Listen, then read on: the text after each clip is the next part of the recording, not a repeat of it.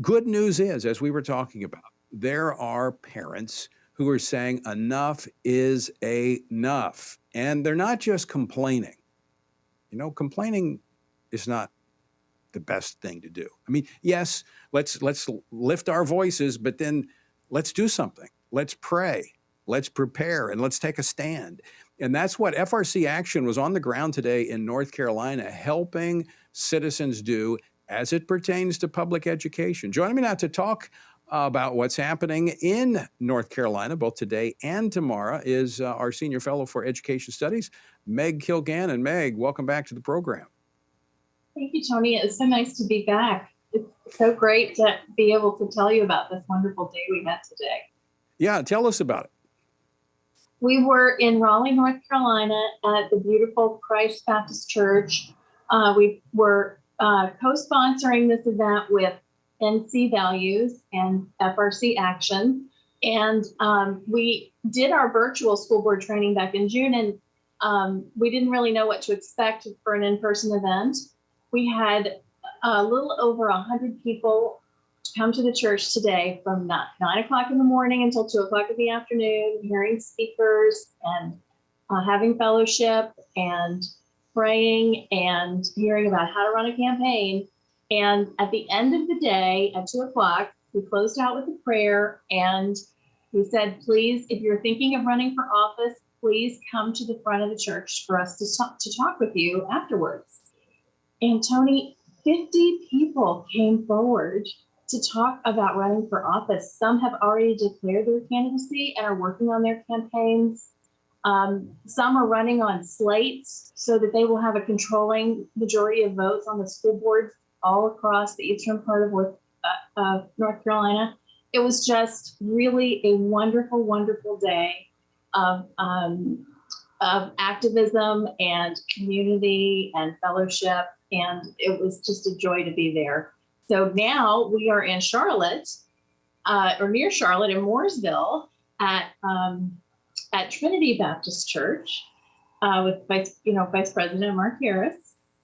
And we're setting up for the next event that's tomorrow. And we will do the same thing again tomorrow, where we will have people from a different region of North Carolina come to this event and learn what it's like to be in public office, learn the issues that you're going to face as a public official, learn how to run a campaign. And then if you get all that information and you think maybe that's not exactly what God's calling you for, then we're going to talk to you about how to run a parents group and how to run a PAC and how to be engaged in your community so that you support the wonderful people who are running for office or already elected. So, Meg, there's something for everyone in the process, no matter where you fit in on the wall.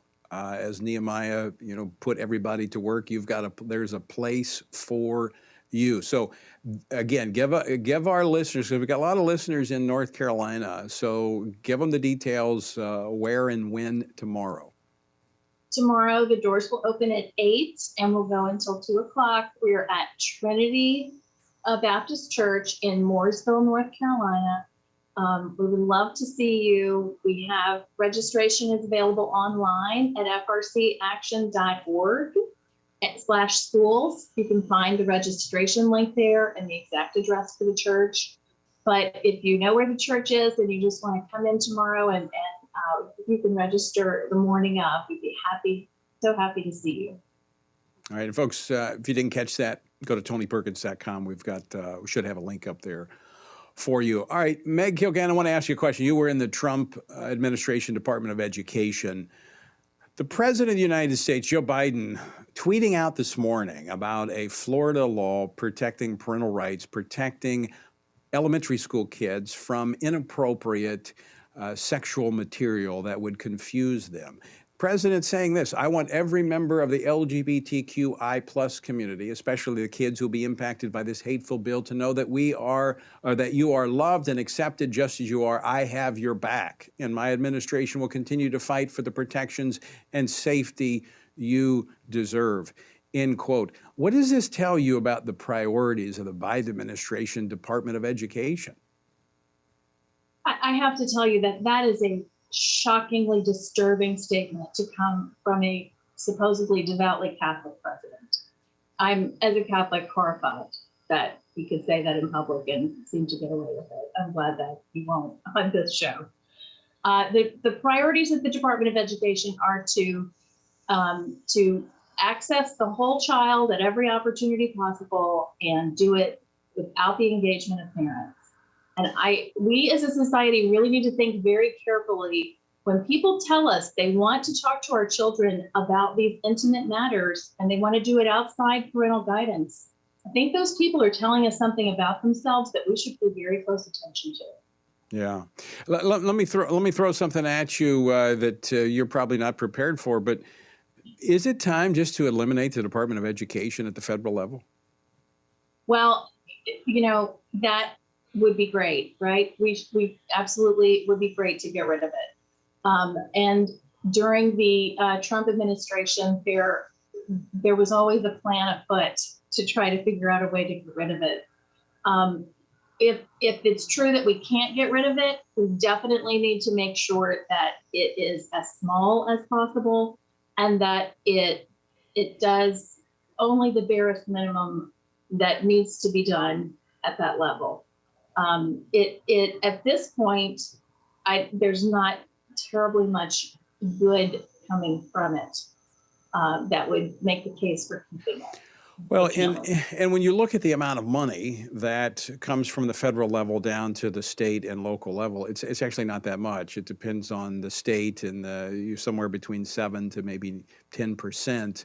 But yet, I wouldn't even call them strings. They're more like cables that are connected to the money. They control so much of what happens in the classroom.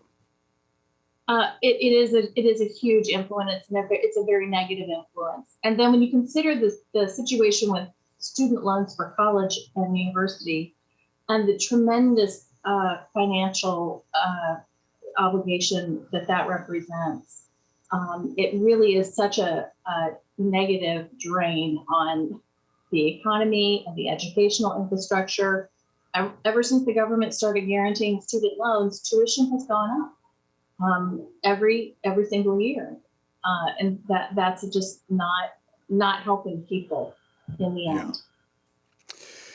Meg Kilgannon, always great to talk with you, and so excited about the success of today's event in Raleigh. Looking forward tomorrow there in the Charlotte area, and again, we'll encourage people to check out the website and join you there tomorrow. Thank you. We'd love to see you tomorrow. Connecticut.